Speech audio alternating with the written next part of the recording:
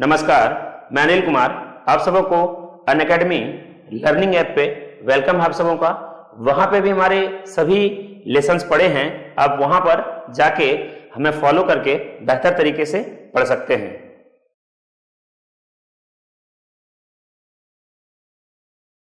प्यारे बच्चों, एक साथ स्टडी में आप लोग का स्वागत है। मैं आर.एम. जावेद प्रयागराज से।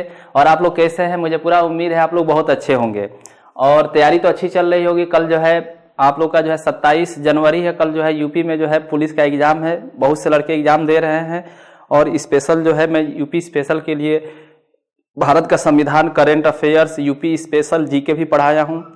वो सब चीज़ों को जो आप लोग पढ़े भी होंगे और दुआ तो यही है कि आप लोग जो है सभी क्वेश्चन जो है करके आए और घबराने की ज़रूरत नहीं है। मेरे तरफ से बेस्ट ऑफ लक आप लोग को कल के एग्ज़ाम के लिए और परसों के एग्ज़ाम के लिए। 28 को भी पुलिस का एग्ज़ाम है।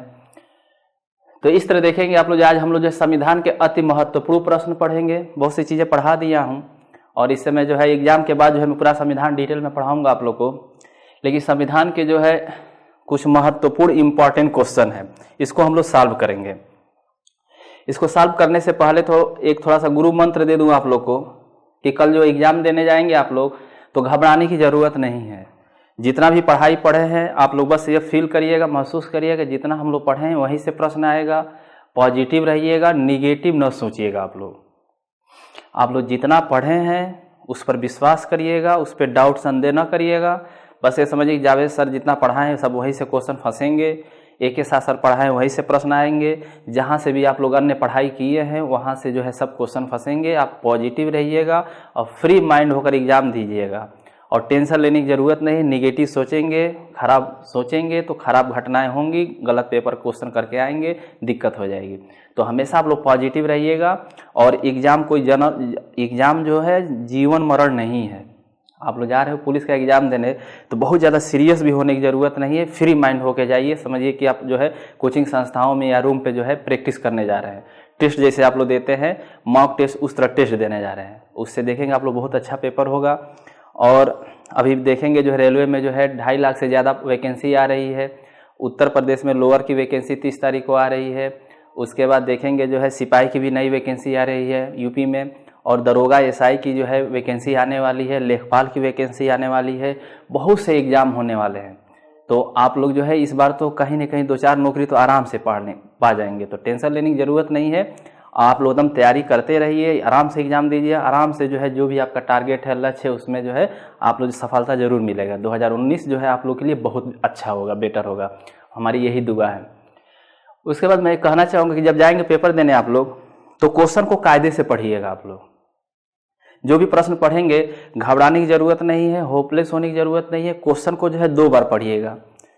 शांत दिमाग से एक बार क्वेश्चन को पढ़िए, फिर 2 बार क्वेश्चन को समझने का प्रयास करिए। क्वेश्चन पूछ क्या रहा है।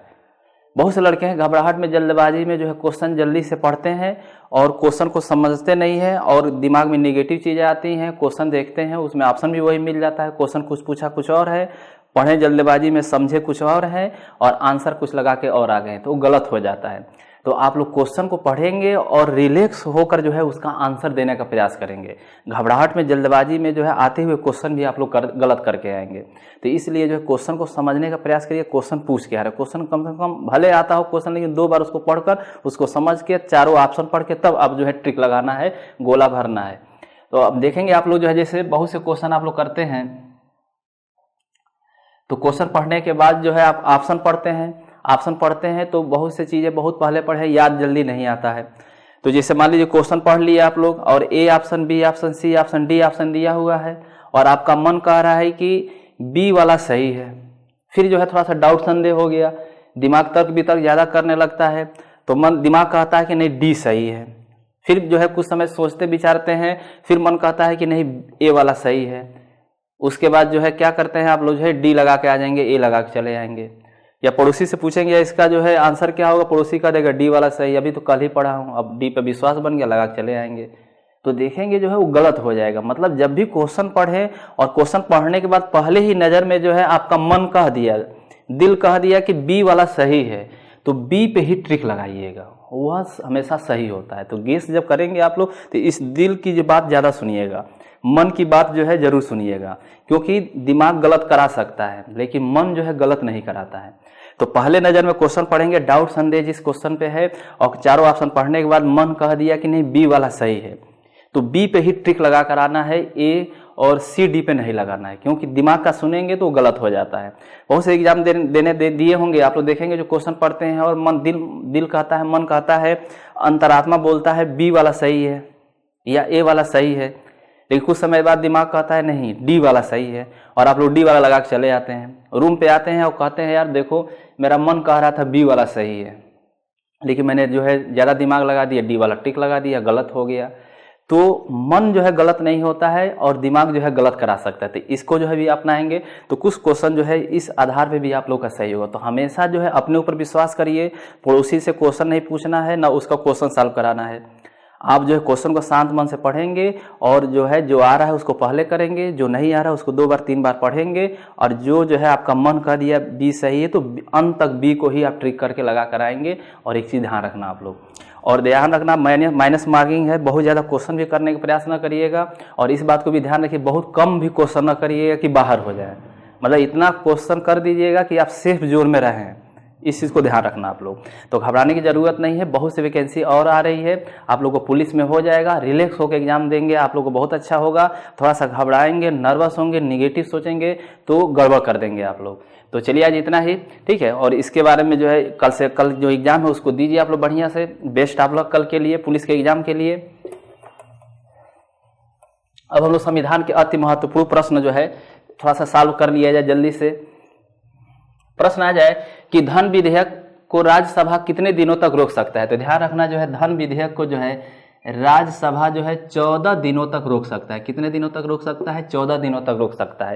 ये प्रश्न बार बार पूछा जाता है कि राज्यसभा जो है धन विधेयक को कितने दिनों तक रोक सकता है। तो धन विधेयक को 14 दिनों तक रोक सकता है।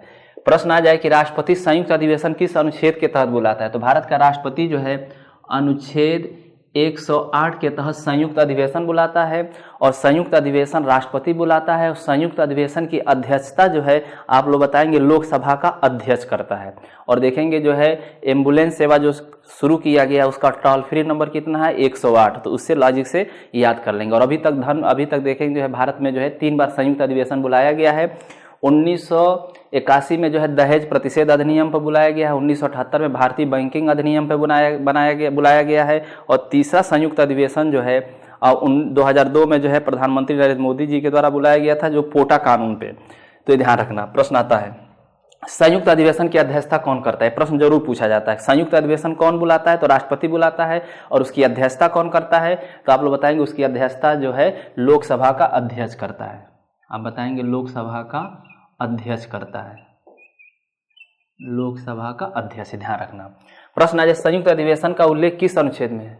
संयुक्त अधिवेशन किस अनुच्छेद के तहत बुलाया जाता है। तो 108 के तहत। संयुक्त अधिवेशन का उल्लेख किस अनुच्छेद में है। तो 108 के तहत 2 बार हो चुका है, ठीक है, कोई दिक्कत नहीं।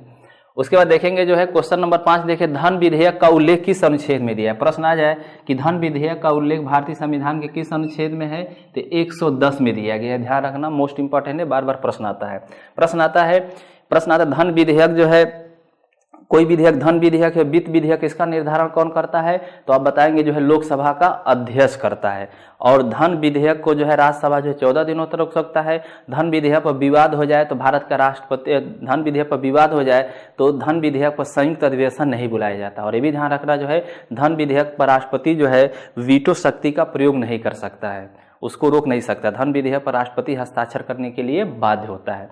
ये ध्यान रखना है, मोस्ट इंपॉर्टेंट है, हमेशा प्रश्न आता है।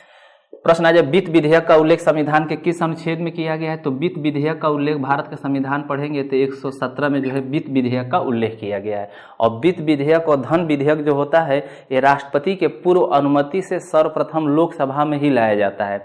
और वित्त विधेयक को ध्यान रखना आप लोग, वित्त विधेयक को राज्यसभा जो है 6 महीने तक रोक सकता है। वित्त विधेयक को लोकसभा राज्यसभा में विवाद हो जाए तो इस पर जो है अनुच्छेद 108 के तहत राष्ट्रपति संयुक्त अधिवेशन बुला सकता है। और वित्त विधेयक पर राष्ट्रपति जो है वीटो शक्ति का प्रयोग कर सकता है, उसको रोक सकता है, पुनर्विचार के लिए लोकसभा राज्यसभा में भेज सकता है। और देखेंगे आप लोग जो है वित्त विधेयक को जो है संयुक्त अधिवेशन बुलाने का भी प्रावधान किया गया। और वित्त विधेयक को राज्यसभा 6 महीने तक रोक सकता है, और ये ध्यान रखना।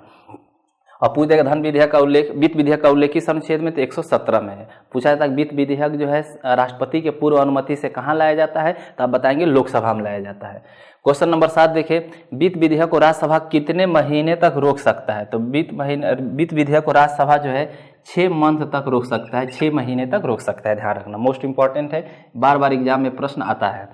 उसके बाद देखेंगे वीटो शक्ति का उल्लेख किस अनुच्छेद में है, तो भारत का संविधान पढ़ेंगे तो वीटो शक्ति का उल्लेख जो है 111 में दिया गया है। भारत का वीटो शक्ति का मतलब होता है कि राष्ट्रपति किसी विधेयक को अनुमति दे सकता है, अनुमति देने से मना कर सकता है, और देखेंगे जो है उसमें सुधार के लिए लोकसभा राज्यसभा में भेज सकता है। इस तरह देखेंगे राष्ट्रपति को पूर्ण वीटो, निलंबनकारी वीटो और पॉकेट वीटो का प्रयोग कर सकता है। और देखेंगे पॉकेट वीटो का प्रयोग जो है पहली बार 1986 में जो है तत्कालीन राष्ट्रपति ज्ञानी जैल सिंह के द्वारा जो है डाक संशोधन विधेयक पर किया गया। ये प्रश्न बार बार पूछा जाता है।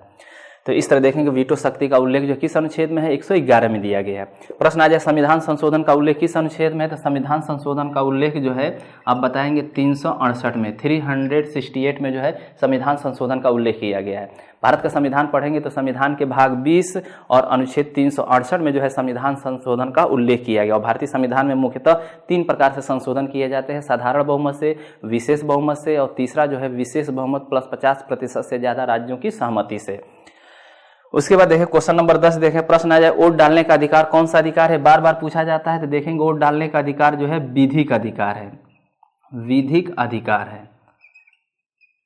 और भारत का संविधान पढ़ेंगे आप लोग तो अनुच्छेद 326 में वोट डालने का अधिकार दिया गया। और एक चीज ध्यान रखना है जो बार बार पूछा जाता है, 61वां संविधान संशोधन अधिनियम 1989 के द्वारा जो है वोट डालने की उम्र 21 वर्ष से घटाकर 18 वर्ष कर दिया गया है। ये मोस्ट इंपॉर्टेंट है, प्रश्न बार बार पूछा जाता है, इसको ध्यान रखना आप लोग।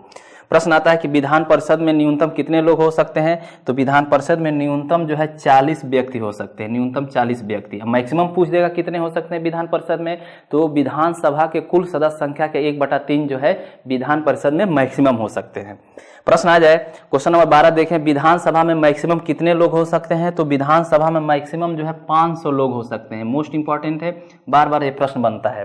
प्रश्न आ जाए विधानसभा में न्यूनतम कितने लोग हो सकते हैं, विधानसभा में न्यूनतम जो है ठीक है 60 लोग हो सकते हैं, 60। क्वेश्चन नंबर 14 देखें, 23वें मुख्य निर्वाचन आयुक्त कौन है, तो 23वें मुख्य निर्वाचन आयुक्त जो है देखेंगे जो है सुनील अरोड़ा है। मोस्ट इंपॉर्टेंट है, बहुत से एग्जाम में पूछा जा रहा है, इसको जरूर याद रखना, सुनील अरोड़ा है, ये ध्यान रखना आप लोग। प्रश्न आ जाए संघ की भाषा हिंदी होगी, उसकी लिपि देवनागरी होगी, यह किस अनुच्छेद में दिया गया है, तो भारत का संविधान पढ़ेंगे तो 343 में कहा गया कि संघ की भाषा हिंदी होगी, उसकी लिपि जो है देवनागरी होगी। यह अनुच्छेद जो है किस अनुच्छेद में तब बताएंगे, आर्टिकल 343 में जो है कहा गया कि संघ की भाषा हिंदी होगी, उसकी लिपि देवनागरी होगी। ये मोस्ट इंपॉर्टेंट है। और ये ध्यान रखना जो है भारत में जो है हिंदी दिवस जो है 14 सितंबर को मनाया जाता है। बार बार पूछा जाता है भारत में हिंदी दिवस कब मनाया जाता है, तो 14 सितंबर को मनाया जाता है, क्योंकि 14 सितंबर को संविधान सभा के द्वारा जो है हिंदी को राजभाषा के रूप में स्वीकार किया गया, इसीलिए 14 सितंबर को भारत में हिंदी दिवस के रूप में मनाया जाता है। क्वेश्चन नंबर 16 देखें, महान्यवादी का उल्लेख जो है किस अनुच्छेद में दिया गया, तो महान्यवादी का उल्लेख भारत का संविधान पढ़ेंगे तो 76 में कहा गया कि भारत में जो है एक महान्यवादी होगा, ये देश का प्रथम विधि अधिकारी होता है और इसकी नियुक्ति जो है भारत का राष्ट्रपति करता है। प्रथम महान्यवादी जो है MC सीतलवाड़ है, वर्तमान में जो है महान्यवादी जो है आपके जो है KK वेणुगोपाल है। तो अनुच्छेद 76 में जो है कहा गया कि भारत का एक महान्यवादी होगा। एक प्रश्न यहाँ से जरूर पूछा जाता है कि भारत का वह कौन सा ऐसा अधिकारी है जो लोकसभा में बैठ सकता है, राज्यसभा में बैठ सकता है, भाषण दे सकता है, प्रश्न पूछ सकता है, लेकिन किसी विधेयक पर मतदान नहीं कर सकता है, तो आप लोग बताएंगे जो है महान्यवादी। और महान्यवादी जो है यह संसद में बैठ सकता है, भाषण दे सकता है, प्रश्न पूछ सकता है, लेकिन किसी विधेयक में मतदान नहीं कर सकता है। क्यों नहीं कर सकता है, क्योंकि यह जो है संसद का सदस्य नहीं होता है। अब प्रश्न आ जाए कि महान्यवादी वर्तमान में कौन है, तब बताएंगे KK वेणुगोपाल है, वेणुगोपाल। ये मोस्ट इम्पॉर्टेंट है, देश का जो है प्रथम जो है विधि अधिकारी होता है। और देखेंगे इसमें वर्तमान में सॉलिसिटर जनरल जो है तुषार है। तो इस तरह देखेंगे जब प्रश्न आ जाए कि अस्पृश्यता का अंत किस अनुच्छेद में किया गया था, अस्पृश्यता का अंत किस अनुच्छेद में किया गया, तो भारत का संविधान पढ़ेंगे तो अनुच्छेद जो है 17 में जो है अस्पृश्यता का उल्लेख किया गया है। देखेंगे 17 और अस्पृश्यता मिल रहा है, जो समाज में छुआछूत करेगा, अस्पृश्यता करेगा, वह समाज का क्या होगा, शत्रु होगा। शत्रु से क्या हो जाएगा, शत्रु। तो इस लॉजिक से इसको याद कर सकते हैं। क्वेश्चन नंबर 18 देखिए, संघ लोक सेवा आयोग और राज्य लोक सेवा आयोग का उल्लेख संविधान के किस अनुच्छेद में दिया गया है? तो भारत का संविधान पढ़ेंगे तो एक 315(1) में लिखा गया है कि केंद्र के लिए जो है संघ लोक सेवा आयोग होगा, राज्यों में जो है राज्य लोक सेवा आयोग होगा। संघ लोक सेवा आयोग और राज्य लोक सेवा आयोग में जो है एक अध्यक्ष होते हैं और 9 सदस्य होते हैं। संघ लोक सेवा आयोग के अध्यक्ष सदस्यों की नियुक्ति राष्ट्रपति करता है। राज्य लोक सेवा आयोग के अध्यक्ष सदस्य की नियुक्ति जो है राज्यपाल करता है। संघ लोक सेवा आयोग का कार्यकाल, सदस्यों का अध्यक्षों का कार्यकाल 6 वर्ष होता है। राज्य लोक सेवा आयोग के अध्यक्ष सदस्यों का कार्यकाल 6 वर्ष होता है। ये ध्यान रखना, मोस्ट इंपॉर्टेंट है, बार बार प्रश्न आता है। प्रश्न आ जाए कि संविधान संशोधन किस देश के संविधान से लिया गया है? मोस्ट इंपॉर्टेंट है, बार बार पूछा जाता है। तो भारतीय संविधान में संविधान संशोधन की प्रक्रिया जो है दक्षिण अफ्रीका के संविधान से लिया गया। कहाँ से लिया गया है? दक्षिण अफ्रीका के संविधान से लिया गया, दक्षिण अफ्रीका। क्वेश्चन नंबर जो है देखेंगे जो है 20, संविधान पर सबसे ज्यादा प्रभाव किस अधिनियम का पड़ा है? तो भारतीय संविधान पे सबसे ज्यादा प्रभाव जो है 1935 का भारत शासन अधिनियम का पड़ा है। 1935 का भारत शासन अधिनियम जो है अपने ज़माने का विश्व का सबसे बड़ा संविधान था। और देखेंगे जो है ये अब तक का सबसे बड़ा संविधान पर सबसे ज़्यादा प्रभाव इसी अधिनियम का पड़ा है। लगभग यहाँ से लगभग जो है 75% प्रावधान जो है हम लोग भारतीय संविधान में शामिल किए हैं। अब वहाँ 1935 के भारत शासन अधिनियम में जो है 321 अनुच्छेद थे, 14 भाग थे और 10 अनुसूचियाँ थी। तो इस तरह देखेंगे भारतीय संविधान पे सबसे ज़्यादा प्रभाव किसी अधिनियम का पड़ा है तो 1935 के भारत शासन अधिनियम का पड़ा है। ये मोस्ट इंपॉर्टेंट है, बार बार प्रश्न आता है। क्वेश्चन नंबर 21 आ जाए, भारतीय स्वतंत्रता अधिनियम कब पारित किया गया? 2014 के पीसीएस के प्री में पूछा गया था कि भारतीय स्वतंत्रता अधिनियम कब पारित किया गया था।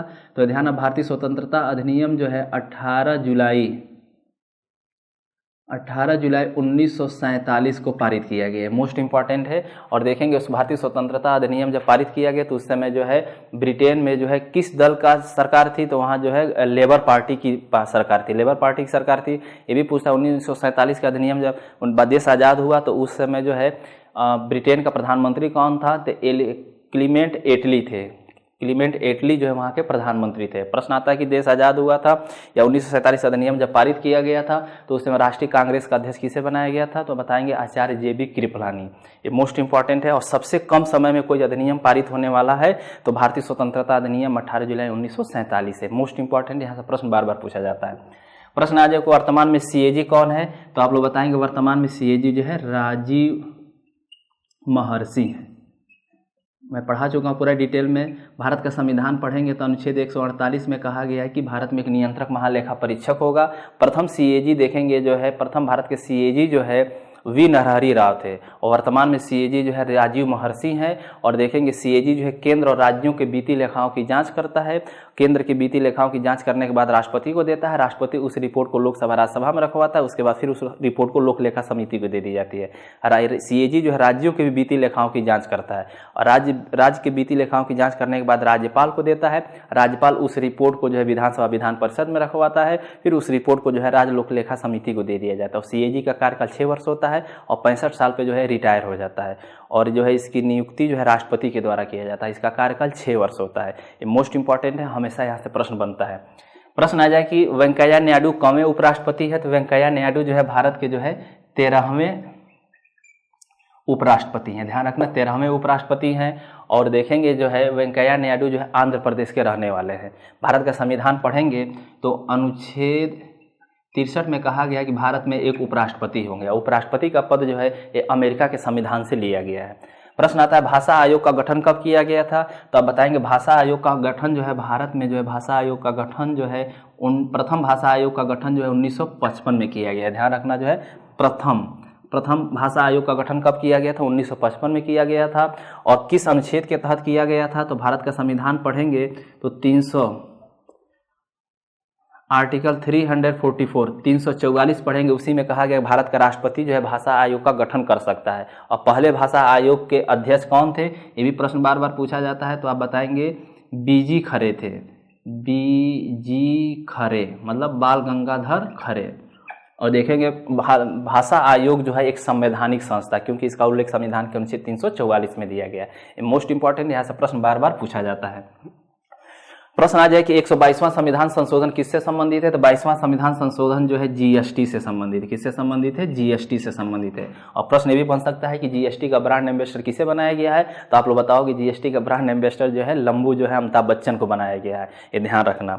तो अमिताभ बच्चन को जो है जीएसटी का जो है ब्रांड एम्बेसडर बनाया गया है। 122वां संविधान संशोधन विधेयक किससे संबंधित है? जीएसटी से संबंधित है। और पारित होने के हिसाब से देखा जाए, जीएसटी विधेयक जो है पारित होने के क्रम संख्या के हिसाब से देखा जाए 101 है।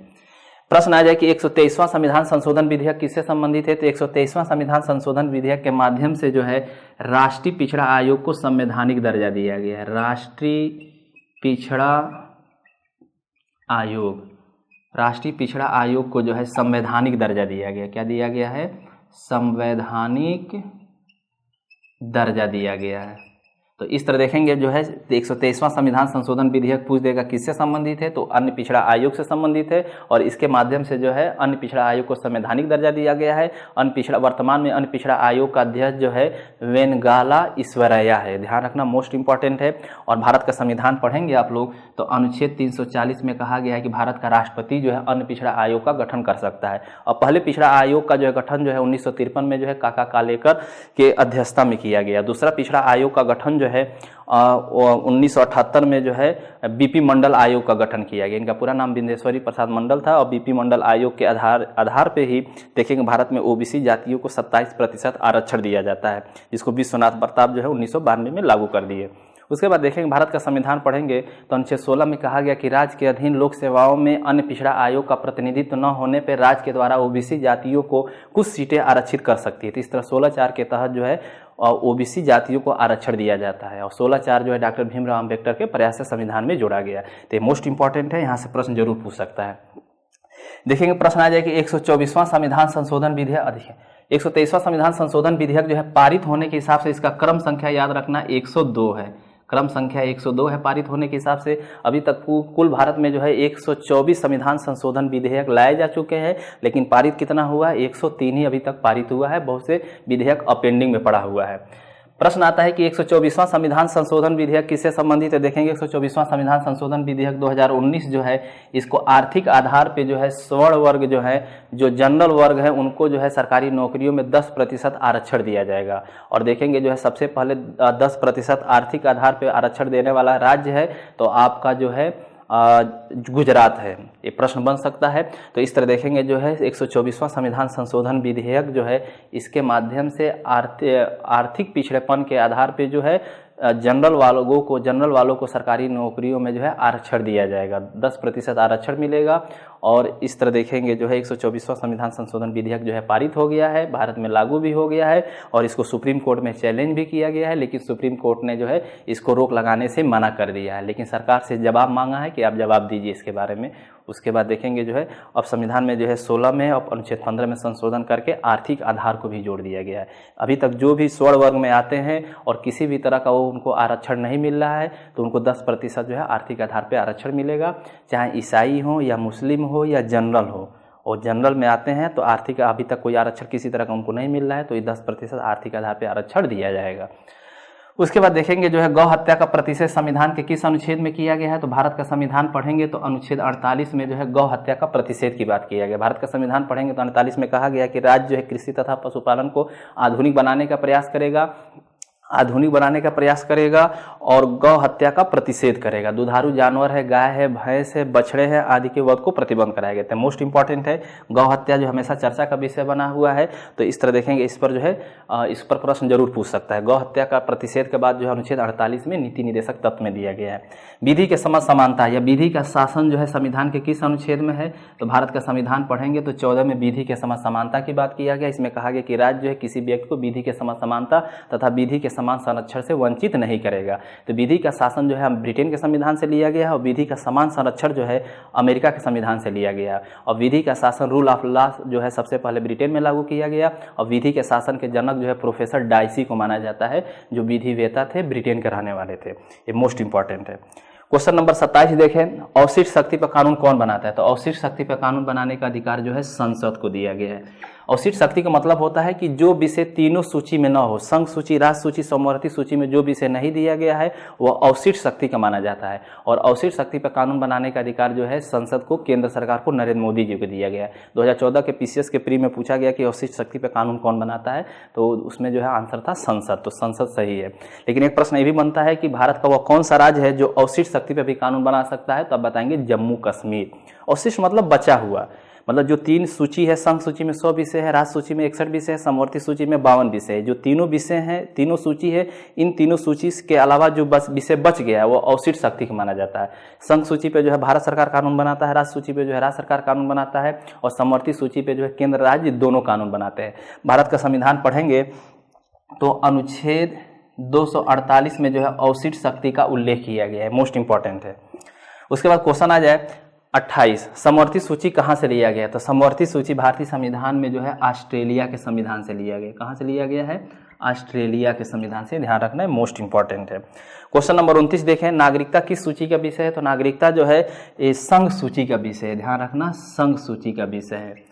और नागरिकता संबंधी नियम कानून जो है 26 नवंबर 1949 को ही लागू कर दिया गया, इसीलिए 26 नवंबर को भारत में विधि दिवस के रूप में मनाया जाता है। और 26 जनवरी 1950 को हमारा संविधान लागू किया गया, इसीलिए 26 जनवरी को भारत में गणतंत्र दिवस के रूप में मनाया जाता है।